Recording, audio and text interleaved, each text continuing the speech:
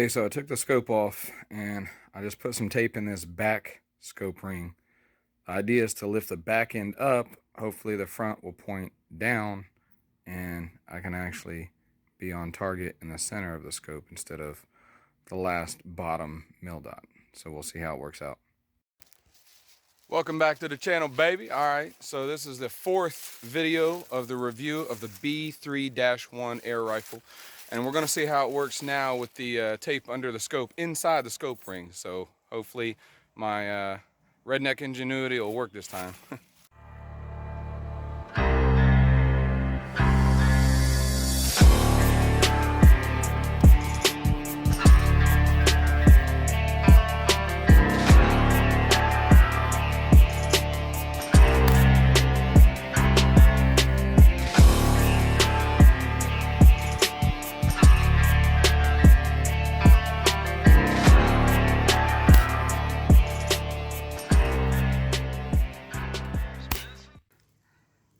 All right, so this is the 20-foot target, and I think my idea actually worked because now it's shooting up and to the left a little bit. That's fine because now I can adjust the scope up.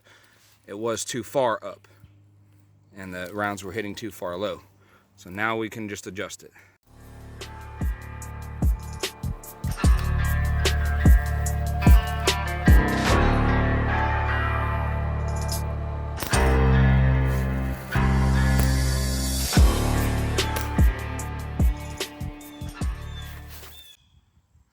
All right, I adjusted the scope and this is where it's hitting.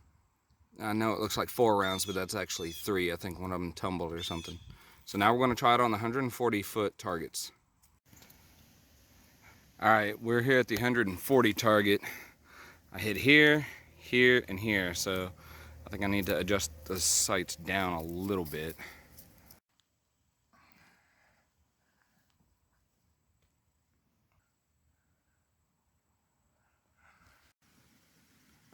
All right, so with this last group, I put this one, and then I put 2 more up here. I've adjusted the sights. I'm not sure what to do now. I guess I'll just adjust them again. Yeah, my last 3 shots were these 2 and this one, or maybe that one, I think.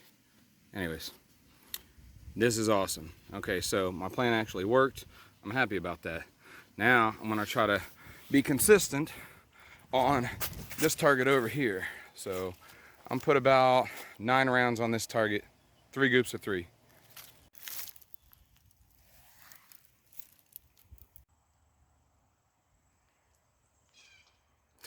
Sam, this is not my truck, by the way. It just happened to be back here. Okay, I actually lost count and fired 10 rounds, but I fired 3, adjusted my sights, and fired 3 and adjusted my sights. Pretty sure these are the last 3. So it's a nice tight group, but I'm still having trouble zeroing it and putting all the rounds in the black. But again, this is not the best trigger. It's absolutely atrocious. All right, I got a nice clean target down there, and I'm gonna shoot a few rounds sitting up because most of the time when you're shooting, you're not able to get a nice, comfortable prone position. So sometimes you have to improvise, adapt, and overcome.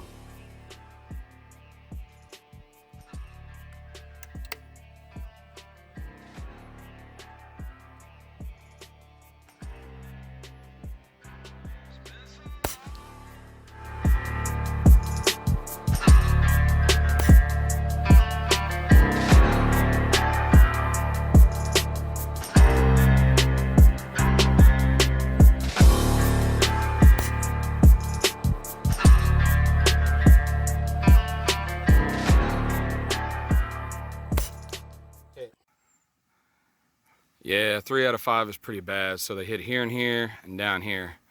Now, when I was holding it and I was looking through the scope, the center of my crosshairs, I'd like to think that they were just, mostly staying on the black, but then you have to account for jerking the trigger and breathing. When you miss up and down, it's probably because of breathing.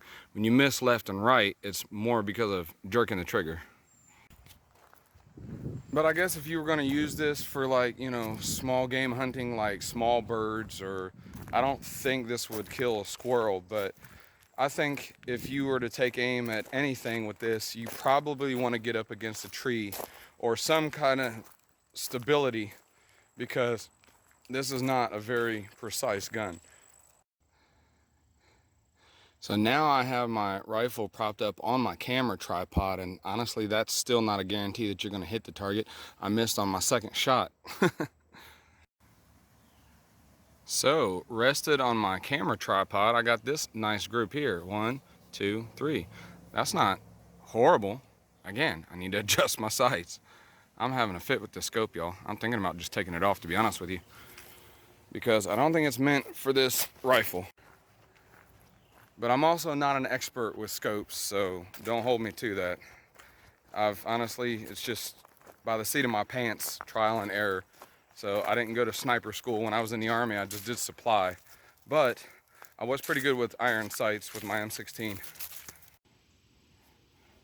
So I took the scope off, and if you know anything about anything, then you know that when you put that scope back on, you're gonna have to zero it all over again. But I'm gonna shoot a few rounds just with the iron sights, which I personally prefer. All right, so I hit 3 out of 5 with the iron sights, but as you can see, the paper plate's a very small dot on the top of my front post. Okay, with the iron sights, I actually hit 4 out of 5. I didn't hear this one hit, but there's 1, 2, 3, and 4. That's not too bad. I just got to raise my scope, or I mean my iron sights up a little bit now. That's actually pretty good. I'm happy with that.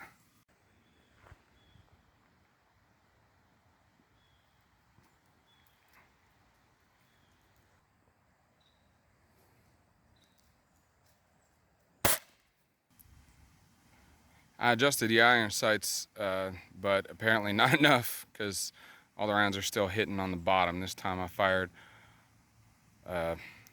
4, I think.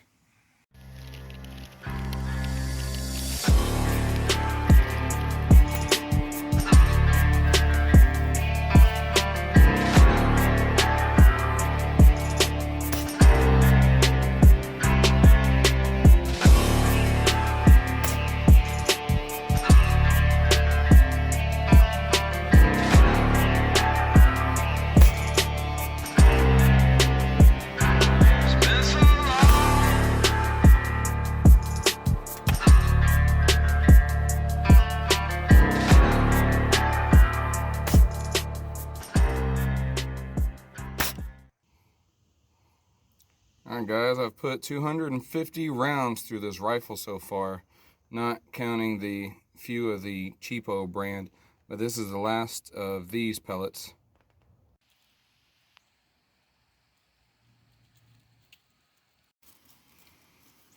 So I shot at this can and I hit it twice in the same spot, right here and here. It did not go through, guys. So trust me, if you're gonna use this to try to kill something, make sure that it's something small enough that you're not just gonna wound it and make it suffer, because we don't do that. Well, I was afraid of this. It's starting to slide in the stock again, even after I've tightened these. So I'm gonna take the advice of A. Hoffman 83, who commented and said that I should use some Loctite and some washers on this. So I'm gonna add that as soon as I'm able to. That's all for this video, guys. So in conclusion, I really like this scope. I think it's really awesome, but it's not suited for a 177 caliber pellet gun. I would say it's a lot better for a 22 long rifle. If you guys have any suggestions on a scope, let me know and we'll try her out. But until next time, guys, take nothing but photos, leave nothing but footprints. Trailheads out, baby.